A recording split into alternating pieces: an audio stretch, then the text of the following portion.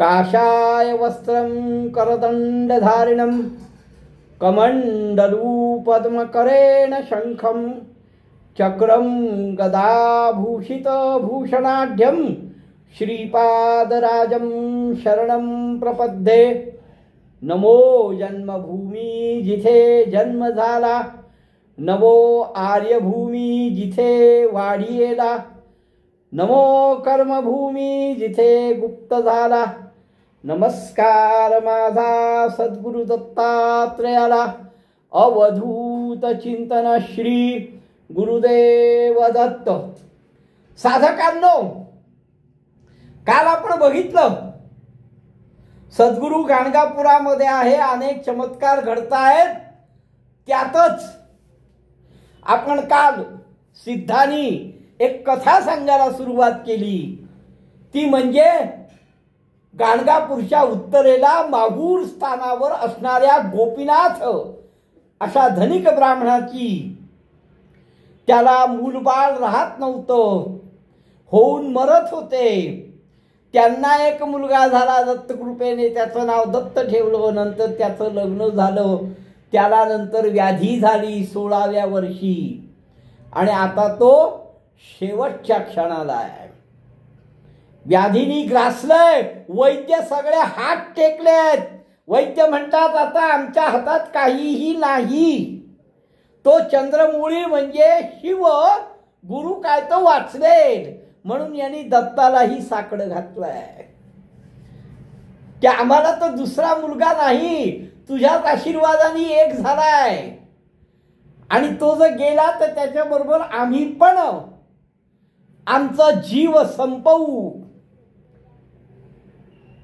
आई वडिलांना मुलगा समजावून सांगतोय। आई वडील त्याला म्हणायला गेले की अरे हे काय आहे, तू आता आमचा सांभाळ करणार असशील, ही आम्हाला आशा होती। तेव्हा तो म्हणतो हे सगळं ईश्वराधीन आहे, मनुष्य काही करू शकणार नाही, सद्गुरु नक्की करतील। अहो, आई वडिलांचं कर्ज फेडणं हेच मुलाचं कर्तव्य आहे, नाहीतर तो मुलगा कसला दगड बरा। तो आई वडिलांना फार सुंदर उपदेश करतोय। तो म्हणतो मातेने केले मज पोषण,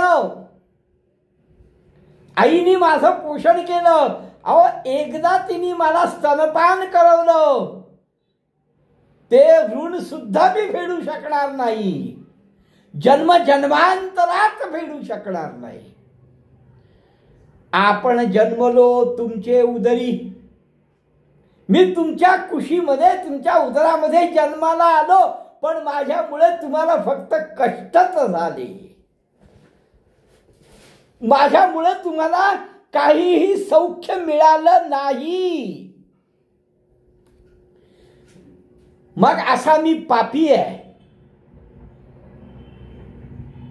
असा मी दोषी आहे।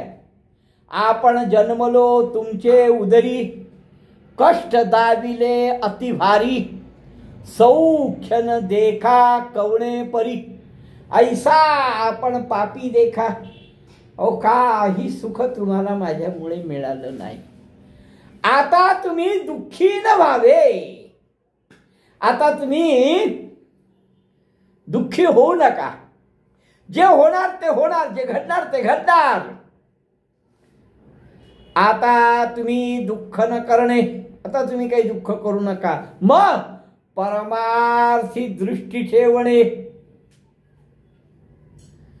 परमार्थावर दृष्टी ठेवा, परमार्थ करा।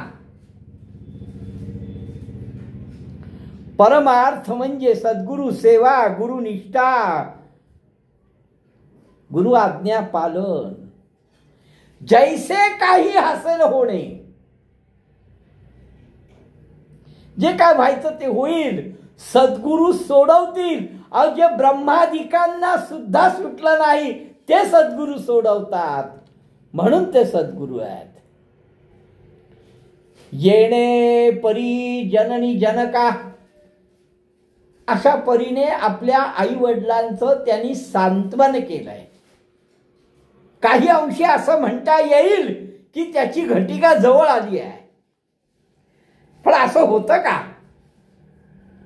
काय होतं?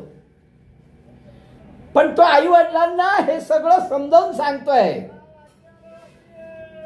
तेणे परिस्त्रियेशी देखा. आता आई वडिलांना समजावून सांगितलं, आता तो आपल्या बायकोला समजवायला गेलाय. आपल्या बायकोला समजावून सांगतोय. स्वतः व्याधीग्रस्त आहे, वैद्य काहीही करू शकणार नाहीत. ज्योतिषांनी सगळं सांगून झालं. होम हवन जप तप अनुष्ठान सगळं झालं. काही अंशी हे निर्वानिर्वीचं बोलणं असं म्हटलं तर वावगं ठरू नये. अशा परिस्थितीपर्यंत आलेलं आहे. आई वडिलांना समजावून सांगितलं. आई वडिलांना सांगितलं आता बास, तुम्ही परमार्थ करा. बायकोला म्हणतोय, हे प्राणेश्वरी, झाले आमचे दिवस सरी, आमचे दिवस संपत आले. बायकोला सांगतोय. आई वडिलांना किती वेगळ्या पद्धतीने सांगतोय, बायकोला किती वेगळ्या पद्धतीने सांगतोय.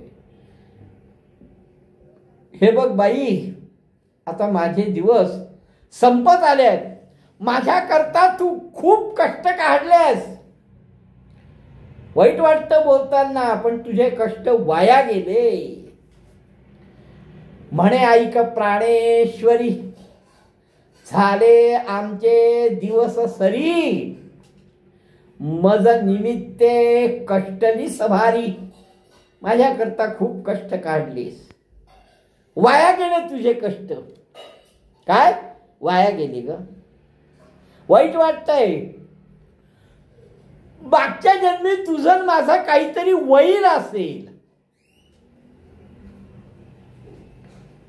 आणि ते वैर काढण्याकरताच तुला कष्ट काढावे लागले.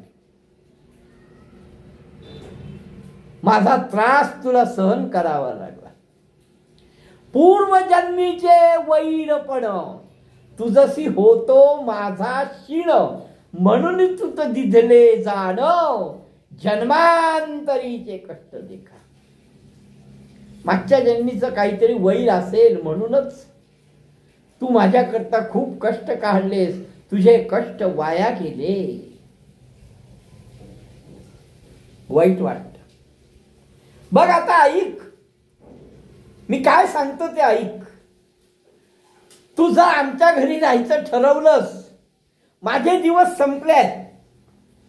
काय? माझे दिवस संपलेत. पण तुझं आमच्या घरी राहायचं ठरवलं तर माझ्या आईवडिलांच्या बद्दल मी खात्री देतो, ते तुला पोसतील, तुला सांभाळतील. पण तुला असं वाटत असेल की मी गेल्यानंतर तुला इथे खूप कष्ट होणार आहे, इथे खूप त्रास होणार आहे, तर तू तुझ्या माहेरी जाऊ शकतेस. हा आता निर्वानिर्वीच्या भाषेवर आलाय बर का. आई वडिलांशी निर्वानिर्वीची भाषा झाली, आता पत्नीशी निर्वानिर्वीची भाषा करतोय. काही अंशी काळ आलाय असं म्हणायला हरकत नाही, पण नाही तसं होणार. काय होते सद्गुरु कृपा बघा. म्हणून मी काल सांगितलं तुम्हाला की ही कथा खूप ऐकण्यासारखी आहे. यामध्ये बऱ्याच गोष्टी सांगितलेल्या आहेत. सगळ्याचा शांतपणे विचार करण्यासारखा आहे. तो तिला सांगतोय, तू जरी राहसी आमचे घरी, तुझं पोचतील परिकरी, तुझं वाटेल कष्टभारी जाई आपल्या माहेरा. हे बघ, तू इथे राहायचं ठरवलंस तर मी तुला सांगतो, माझे आई वडील तुझा अतिशय चांगल्या प्रकारे सांभाळ करतील.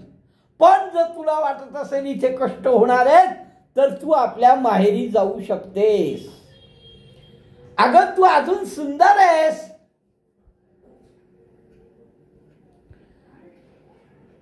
तुला अजून तू रूपवान आहेस, त्यामुळे तू असं राहू नकोस. न लाधे आपण दैवहीन. मला काही तुझ्या रूपाबद्दल तुझ्या इच्छा पूर्ण करू शकलो नाही. तुझा ऐभे पण राहणार नाही माझ्या अंगाला स्पर्श केल्यामुळे. थोडक्यात त्याला सांगायचंय की तू दुसरा विवाह केलास तरी चालेल,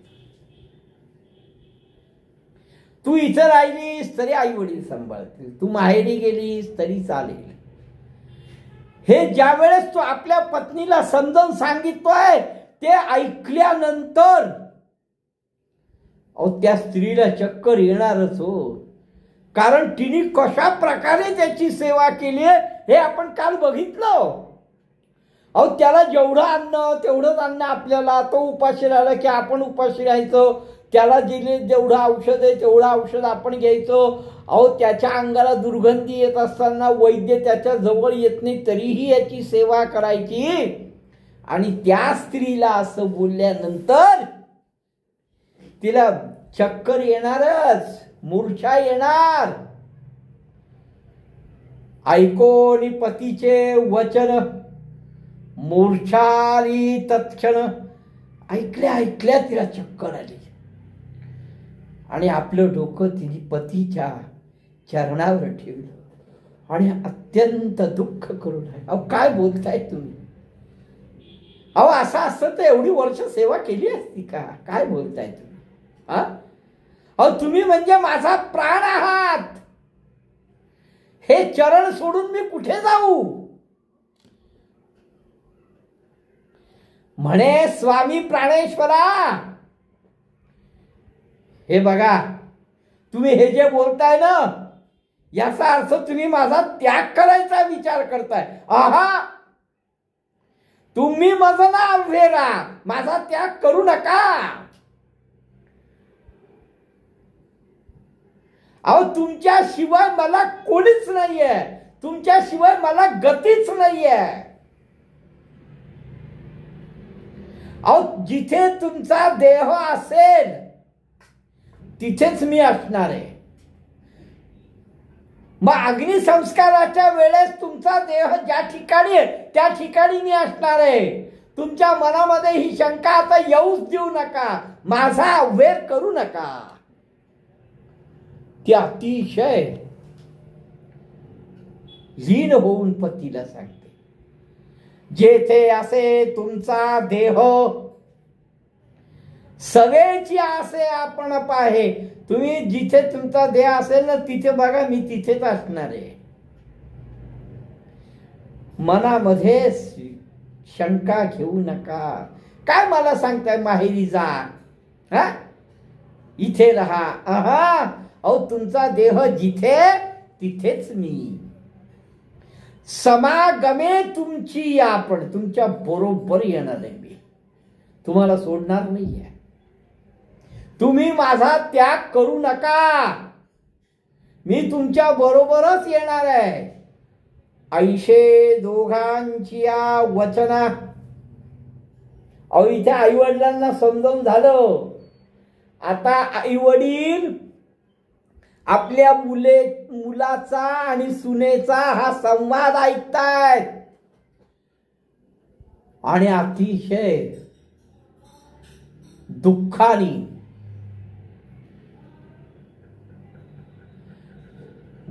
गळफटल्यासारखे आक्रोश करतायत.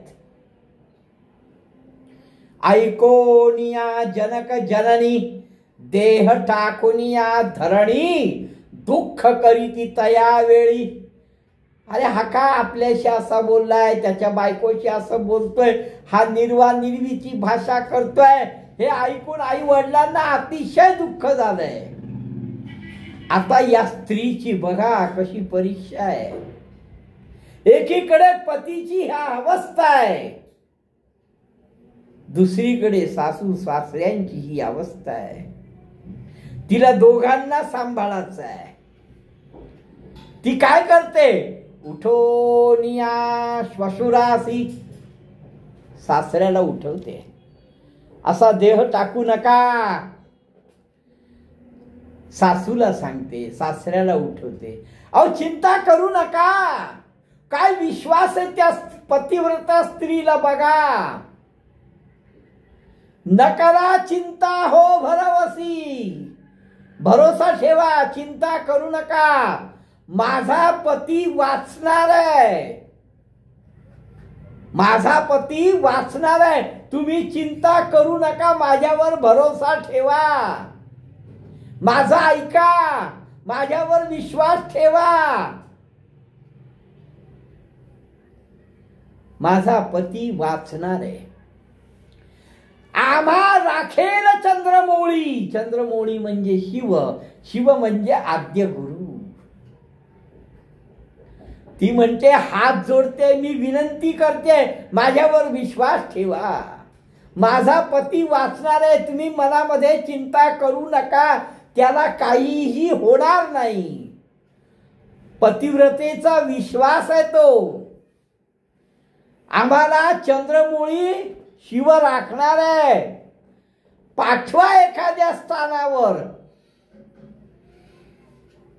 तिला गाणगापूर सुचवायचं आहे. आता एखाद्या ठिकाणी आम्हाला पाठवा, तिथे मी माझ्या पतीला घेऊन जाईन, माझा पती तिथे नक्की वाचेल. दत्ताचे उपासक आहेत. गोपीनाथ सुद्धा दत्ताचा भक्त होता आणि दत्ताच्याच आशीर्वादाने या मुलाचा जन्म झाला होता. म्हणून याचंही नाव दत्त ठेवलं होतं, हे विसरू नका. ती म्हणते आम्हाला एखाद्या ठिकाणी पाठवा, माझा नवरा वाचेल, त्याला काही होणार नाही. मग लोक सांगतात हिला एवढा विश्वास आहे तर बघा बा, इथे गाणगापूर म्हणून आहे, त्या ठिकाणी नरसिंह सरस्वती ही गुरुमूर्ती आहे म्हणे. त्यांच्या अनेक लीला ऐकल्या आहेत, त्यांचे अनेक किस्से ऐकले आहेत, त्यांचे अनेक चमत्कार ऐकले आहेत. सांगती लोक महिमा ख्याती, त्यांचा महिमा सांगतायत लोक की नरसिंह सरस्वती गुरुमूर्ती म्हणून कोणी गाणगापूरला आहेत, तर ते गाणगापूरमध्ये राहतात, त्या ठिकाणी हिला पाठवा. त्यांच्या दर्शनाने असं म्हणतात.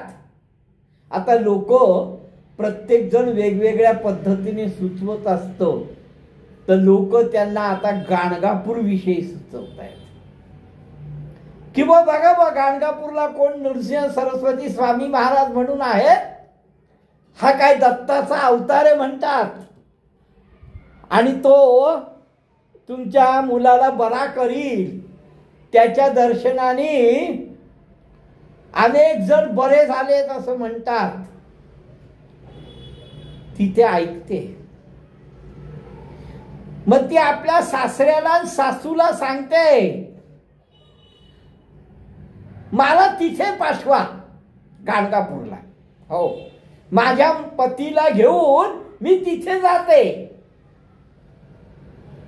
माझा पती वाचेल, तिथे व्याधीमुक्त होईल, त्याचा जीव वाचेल. त्याचे दर्शन मात्रेसी, त्या नरसिंह सरस्वती स्वामींच्या दर्शनाने आरोग्य होईल पतीसी, माझ्या पतीला आरोग्य प्राप्त होईल. आम्हा पाठवा त्वरित. आता आम्हाला वेळ नका लावू. अहो आता इतक्यात तुमच्या मुलांनी एवढी निर्वानिर्वीची भाषा केली, तुम्हाला बोलला, मला बोलला, आता बंद झालं. आता तुम्ही तिकडे पाठवाच. आता तिकडे पाठवायला वेळ लावू नका. मानवली गोष्ट समजताची तिच्या सासू सासऱ्यांना आणि आई वडिलांना हे पटलं. कारण काय आहे, सगळे उपाय झालेले आहेत, अनुष्ठान झालंय, होम हवन झालंय, आता हा शेवटचा उपाय आहे. वैद्यांनी तर हात टेकले आहेत, हा शेवटचा उपाय आहे. ती सांगतेय बघू करून. आणि ते सद्गुरू आहेत, दत्तात्रेयांचा अवतार आहे. ज्या दत्तात्रेयांमुळे आम्हाला या पुत्राची प्राप्ती झाली, त्यांचे ते अवतार आहेत म्हणे. मग हिच्या बोलण्यामध्ये तथ्य असणार. हिला एवढा विश्वास वाटतोय. मग आपण सगळं आतापर्यंत ज्योतिषांचं, वैद्यांचं, सगळ्यांचं ऐकून काय काय केलं, मग एकदा आपल्या सुनेचं ऐकून करावं. तिला विश्वास वाटतोय तर. आणि गुरु सगळं व्यवस्थित करतात, हा आम्हाला भरोसा पाहिजे, हा आम्हाला विश्वास पाहिजे. त्यामुळे आता ही एवढं म्हणतेय तर काय हरकत नाही. मानवली गोष्ट समजतांची सगळ्यांना ते मान्य झालं. कोणाला? माता, पिता, श्वसुरांशी, सासऱ्याला, आईला, वडिलांना, सासूला, सगळ्यांना ते पटलं. मग जायची तयारी झाली. आता नवऱ्याला काय चालता बिलता येणार होतं का हो? नाही हो, शक्यच नाही हो. अहो, जो शेवटच्या क्षणाला आलेला आहे, मग त्याच्याकरता पालखी केली, मेणा केला, 4 होई.